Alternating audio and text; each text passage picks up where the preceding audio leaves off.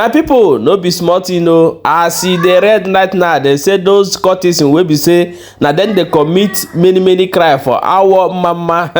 They say how don't meet them. Oh. They don't finally come aside, come to say no be IPOB or ESN. They commit so many crime where they happen for our side, for inside Imo State.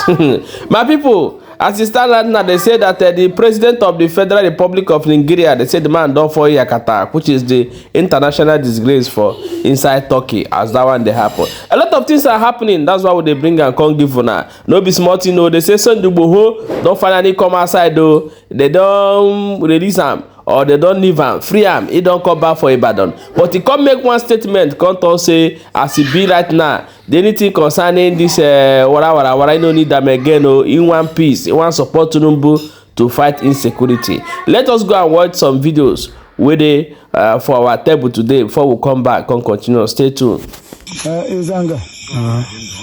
Madole ko no sinani ga babu na won. The sponsor is about Mother 10. Mother 10. Can the sponsor and sponsor na be hit? The sponsor will Bishop. Bishop with 4 guys from Naked. So as I about Mother 10. 3 guys are up hungry. I'm not afraid to Ebola. I'm on Mother 10 no sin ga babu Madole ko no bugebu. Yeah, Bishop Mabram Habara Madu. 4. Ole 4. 4. Mme bole ma de 4 ne. Oh, see, but I got my channel the guy from Uzoma Williams. Cages Agamana. I sap ngongro. Uzoma and Cages Agamana. Oh yeah, be o. I want my mom is square. I want my mom is square, mama. Nda want my make na mo no. Nye nda anti-courtis no na wo. Anyị nwudego onye isi ndị kọt ahụ na-egbusi ndị mmadụ na-awọ nọ afọ ya wee zaga so ọ ga-eji ọnụ ya wee gwa ụnụ mmadụ ole ha gburu na-awọ nọ na nga ha egbu mmadụ na-awọ nọ na ndị na-sponsọ ha ka o ji ọnụ ya kwuo onye ahụ wee zaga ke na ụdị ụmụ nga ya ndị kọt ha wee na-egbusi ụmụaka awọ ngwa ịzaga ka aha kọt ụnụ na-awọ nọ Ayes. Ke madole ko nu bugo na won. Mada atoka ga tuso. Madole ko nu bugo na won ka m joge. Awai. Mada anoka mbo. Mada anoko nu buru. Mado 4. Ke nde buru ya nde na ha na kwa ga we busi ha ha. Bosha ha. Ndele je. Mwambwala o Katuso. Onye ebe. Onye awo mami shake. Onye pilot. Then Ujoto. Then onye ebe. Onye Ubeze. Ujoto. Then Anointing. Relieving of ma. Anointing. Onye Anambra State. Side ebe na Anambra. Ihiala. Nne na-akpọ onye Ihiala bịa na-egbu nwanne unu. Ọ nwere ndị sponsor ọ dị mụ. Ngwa na-akpọ. Anointing. Nwa Kampa onye ebe. Anambra. Onye Anambra kwa. So ndị na sponsor nọ kwa na-ele ndị. Mbala o Bishop onye ebe. Onye umelibe. Ke country ọ nọ na Nigeria ọ na-awọ nọ. Ke country ọ nọ. Ọ nọ London. Ya na sponsor nọ. Na-akpọ. With ndị otu Ojibola na Naked. Ndị otu Ojibola. Ha rekwere 3 sponsor ga.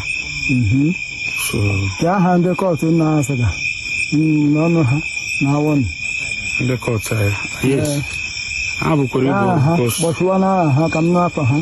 Ka ị kpọrọ ịgwa m obodo o si. Onye isi yes ga-awụ ọbara isi ahụ onye Ebonyi steeti. Overall onye isi nọ na-awọ nọ onye Ebonyi steeti. Na-eme onye isi na-awọ nọ anọdụ m eme. Esi ngịrị ka a na-akpọ ya. A na-akpọ ya Ojojo. Ka ebe obi na-awọ nọ. Ọ nọ Owerri na. Ọ bụbili ise gị. Ka ekwe n'ụra nke gị na the court. Nwa ahụ Their Lord. Chineke hapụrụ anya.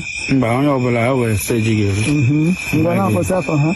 So second man who second man ni wonye ọgbapụrụ mmiri onye ebe onye umezukwe ngwa na-akpọ so kala ọ thank God onye ebe thank God onye Ụmụokwe ka era nke ya kwanụ yara nke ya la all this Ariezi Northern School ya ọ dị number 1 number 1 ha okay number 2 ha wụ onye ukwu ọjị ka afọ ya dansi ngwa na-akpọ onye ukwu ọjị so number 3 ha wụ this guy nwa Okonkwo ka afọ ya nwanụ number 1 ka afọ ya kwanụ number 1 nwaanyị number 1 onye na-akpọ ya onye ebe onye isi eke so Peter wụ Lord Peter ahụ onye ebe amịrị ka esa ya amịrị ọ nchọkọ Peter small onye ebe nchọkọ gọọmenti onye ebe their former number 1 onye ebe ka onye umezukwe then ka ọ sunshine ahụ onye ebe onye umezukwe o nwere ka ọkwa solution onye ebe onye umejike enwere bela ọkwa ọjị enwere ka ọ Prince onye Blens n'ọkwa ọjị ka ọ Gustavo onye ebe ndị ọkwa ọjị okay then ụbọchị ma ahụ ha karịsịrị akarị na-akpọ ụbọchị ma ahụ ewekala atụka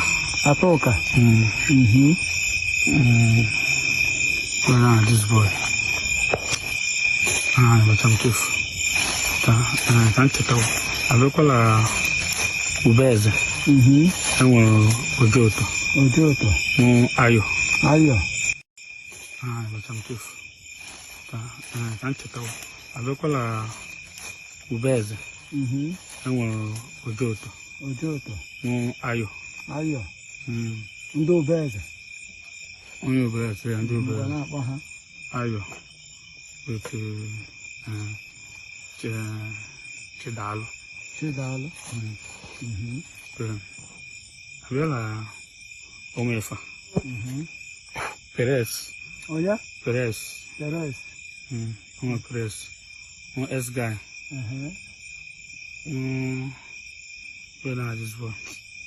Omefa 6 na machadị ma ha so bela ụbọchị maka panko machadị ma ha bela ụbọchị ndị eke ma na ndị nwere rank na the court mba ọ gaghị eme mba agwaghị rank ha na ọgbasara rank ha bela ụbọchị enwere Nino enwere this guy weli ihu elu enwere Nino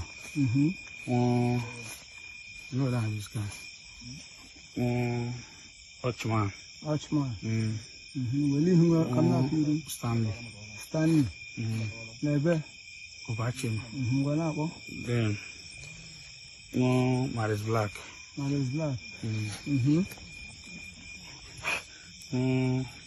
weli ihu Dubem then awolo ka ọ bụrụ na abịa na ọkpọrọ m ụbọchị ịkpọba ụmụbọchị nwanne nje aba ahụ egburu ka ndị egburu ya nwanne nje aba egburu anọ n'ọrụ dabara anointing na onye wee ji ga awụ pilot ahụ Ojoto pilot ụkwụ ha ga so ka ya nga ha ga gboo ya nwa kampa otu Ojoto ha na-atọ mmadụ ole ka ndị ahụ mmadụ ahụ na-egburu na nwoke esa ga afa ha Beke, ha kọrọ ka mma kpọrọ gị aha.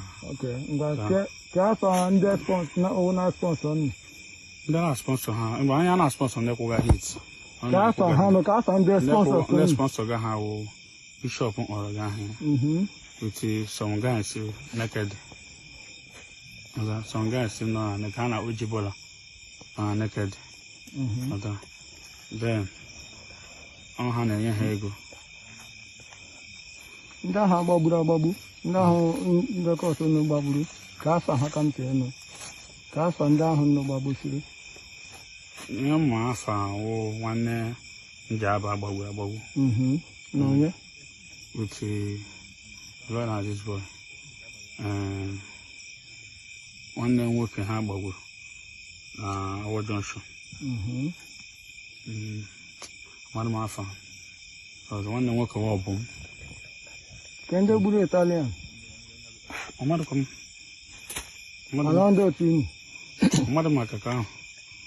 Because Amadu makaka because Italian no safe. Panom no ulo. So umunne nye ndị anti-cultists nọ na-awọ mma. Aha wajijiri nwa amadi a si na ahịa awa Izanga. Now the Lord of ndị cultists na-egbuchi mmadụ na-awọ mma nọ. Anya wa their Lord. Ndị anti-cultists abatago awọ mma nọ. And I expect na from today, cultists ebego na awọ mma nọ. No more cultists again na awọ mma nọ. So be you who man is on a cultists in the nebushi man awọ mma nọ. It's better you quit from now. Or you know le man mana condition okay. Umunne ya gajeni. Ugbo ndị awọ mma gị na-ehi ụra n'udo. My people, now don't hear him as it talk him. For all the whole thing we in talk here, they didn't mention IPOB or ESN. Rather, they have many group who is even funding them from outside Nigeria, doing whatever they are doing in Imo State, which is our mama to be precisely. I've contacted the necessary authorities. Meeting Kaileje, I get Brooklyn, you get walk out Zibo, but all mother, but they will not. I get William. Anyị na nwanne anyị nwoke bụ Gọvanọ Soludo ka anyị malụ ibe anyị eme aba na wee sịa ndị nwanne anyị nwoke eji obi adịla anyị mma.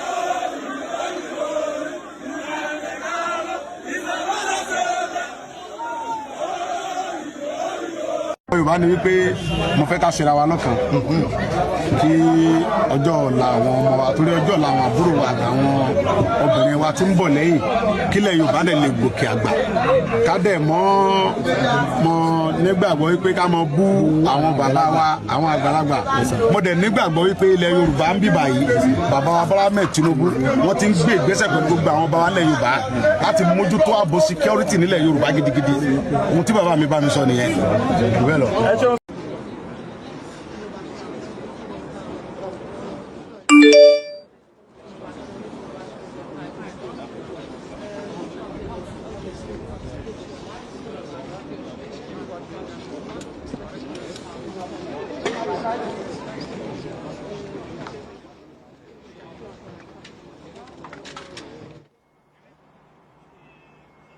My people, I saw it happen. Now we say more bring and call show. I bet more share this video and drop your own opinion for inside comment section as you don't read.